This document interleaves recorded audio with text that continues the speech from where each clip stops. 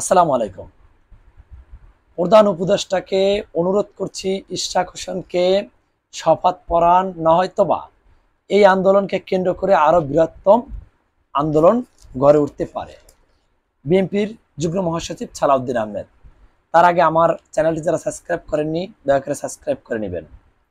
দর্শক, বর্তমানে যে সরকারের সাথে বিএনপির একটি মতপার্থক্য এবং দূরত্ব সৃষ্টি হচ্ছে, সেটা আজকের কি পুরোটাই কি প্রমাণিত।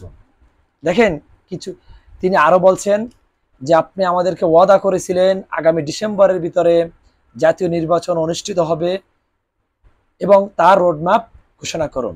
তিনি আরো বলছেন আপনি একজন সম্মানিত ব্যক্তি, আপনি আপনার নিজের সম্মানটা রক্ষা করেন, দেশের রাজনৈতিক পরিস্থিতি স্থিতিশীল থাকবে, বিনিয়োগ আসবে এবং কি বিনিয়োগ আসবে এবং সুন্দর পরিবেশ সৃষ্টি হবে। আর আপনি দেশের ভিতরে রাজনৈতিক পরিস্থিতি আস্তে আস্তে কি খারাপের দিকে যাবে, গোলাটে হবে। তিনি আরো বলেছেন যে আমরা কিছু উপদেষ্টারা যারা দেশের পরিস্থিতি খারাপের দিকে নিয়ে যাওয়ার চেষ্টা করতেছে তাদের কথা আমরা বলেছিলাম, কিন্তু আপনি তা শোনেননি। তিনি আরো বলছেন যে আপনি শুনেন বা না শুনেন, আমলে নেন বা না নেন, না নিলে পরিস্থিতি সবার জন্য খারাপ হবে। দেখেন, এখন বিএনপির মূল টার্গেট ডিসেম্বরে নির্বাচন।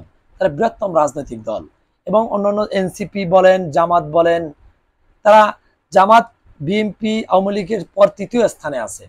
তারা বৃহত্তম রাজনৈতিক দল, যেটা চাবে সেটা হবে না এবং তারা অগণতান্ত্রিক পন্থায় বর্তমানে যে দেশ পরিচালিত হচ্ছে সেটা বলছেন যে উপদেষ্টারা তারা তো গণতান্ত্রিক পথে নির্বাচিত সরকার নয়, তাদেরকে আপনি মনের মতো বসাইছেন, আপনাকে উপদেষ্টা নির্বাচিত করা হয়েছে, আপনি মনের মতো বসাইছেন অমুকেরে অমুকেরে অমুকেরে নিয়ে কি একটি আপনি মন্ত্রিসভার মতো গঠন করছেন।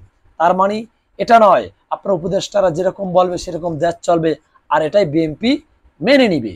সুতরাং বোঝাই যাচ্ছে বর্তমান রাজনৈতিক পরিস্থিতিটা কতটা গোলাটে হচ্ছে, দেশের পরিস্থিতি কোথায় দিকে যাচ্ছে, সরকারের সাথে পুরোটাই কি মত পার্থক্য সৃষ্টি হচ্ছে। আর দেখেন, ইশরাক হোসেনকে আদালত দক্ষিণ সিটি ঢাকা দক্ষিণ সিটির মেয়র হিসাবে ঘোষণা করছে, নির্বাচন কমিশনার তাকে কি প্রজ্ঞাপন জারি করছে, কিন্তু স্থানীয় সরকার মন্ত্রণালয় এই আসিফ হোসেন এমনি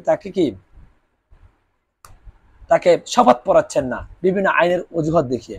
তা এখন বিএনপি দেখতেছে একটাই যে দেখুক আমরা একটা বৃহত্তম রাজনৈতিক দল, আমাদের কতটা কার্যকরী, সেটা যদি এখনই যদি আমরা না পারি তাহলে পরবর্তীতে কি এই ডিসেম্বরের নির্বাচনের ক্ষেত্রেও কি আমরা পারবো না তাদের সাথে। এই জন্য আস্তে আস্তে কি তার আন্দোলনটা বেগবান করার জন্য চেষ্টা করতেছে, সরকারের মনের ভাবটা বোঝার জন্য। আশা করি বুঝতে পারছেন। আসসালামু আলাইকুম।